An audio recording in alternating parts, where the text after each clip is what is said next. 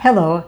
As a licensed nutritionist and someone from a Mediterranean background and a dual citizenship with Italy, I have two very favorite things that I like to talk about and educate others about and put on my YouTube channel. And they are olive oil because of its nutritional health benefits, and travel to Italy because of my love for Italy. I'd like to pass on some information to you today about olive oil, and information that you most likely will not read about or see or hear when you're trying to learn more about olive oil.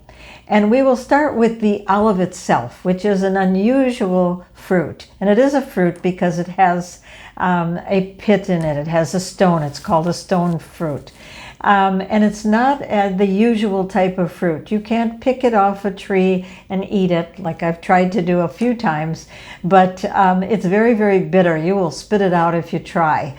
It has to be ripened just right and managed just right and processed in a way that you get this beautiful olive oil that has high polyphenol, high antioxidant content, which is what you definitely want. And producing good olive oil is a matter of being a labor of love as much as having a business. It takes a lot of work. It takes a year to produce a good bottle of olive oil. It starts with maintaining the trees and pruning the trees. And it starts with the weather and the very ground that the trees are growing on. Some of them are 300, 400 years old that have been lovingly cared for. And then it moves on to when the olive is ripe to the just perfect perfection. And the color of the olive on the outside is an indication of what's happening to it on the inside, and how the nutritional benefits and content is continuing to grow. And then when it's picked and how it's processed. And so when we get to the processing part, I know that on a lot of bottles of olive oil you will see things that say cold pressed or first cold pressed. But that is really a term that's not accurate today. That was a term that was used with the old traditional way of making olive oil, where the olives were pressed. And for thousands of years, that's how olive oil was produced. First by hand, and then after that, making a trough where olives would be dumped into, and then having a grinding stone that would be moved, a large grinding stone that would be moved either by humans or with donkeys moving around in circles to mash the olives. And then you would get a paste. And then the paste would be put onto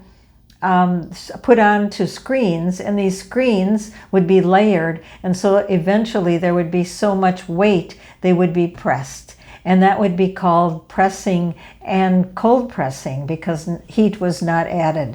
And that's how olive oil was produced. It was not necessarily the most nutritious, however, because of fermentation that would happen.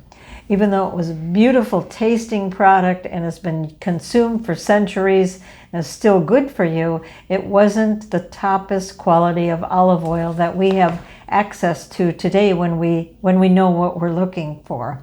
So today what happens is the olives are picked at their peak of ripeness, their peak of nutritional value. Within 6 to 8 hours, they are loaded onto trucks. Within 6 to 8 hours, taken to a miller. So instead of pressing the olives, they are milled. And the miller then puts them into hoppers, washes them, and they go into a masher, stainless steel blades that will grind these olives and make a paste. So that's where there's something a little bit similar to the donkey or the humans. We still have a paste here, but we have something that is much more sophisticated today. So that paste continues to get ground, and then it goes into a centrifuge. And the centrifuge is what separates the olive oil from the paste. And it also separates the water, because there is some water that is also extracted from the olives. And so that is all separated, and what comes out of this production is pure olive oil. And then it may be filtered another time to make sure that the residue from olives is not still existing. That is the type of olive oil that we should have access to today.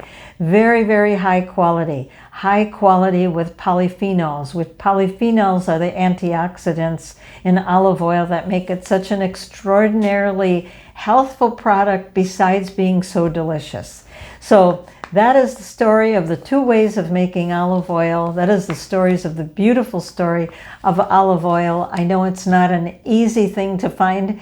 I will put a link in the description as to where you can find a checklist for take to the grocery store and see how many things you can check off. You want harvest date, you want to know a number of things. You want to know that it's coming from one olive or one country. It's all written out in the description. And also a link to a small grower in Calabria that produces olive oil in the new way, in the non-traditional way, but the way that preserves those nutrients and taste for us.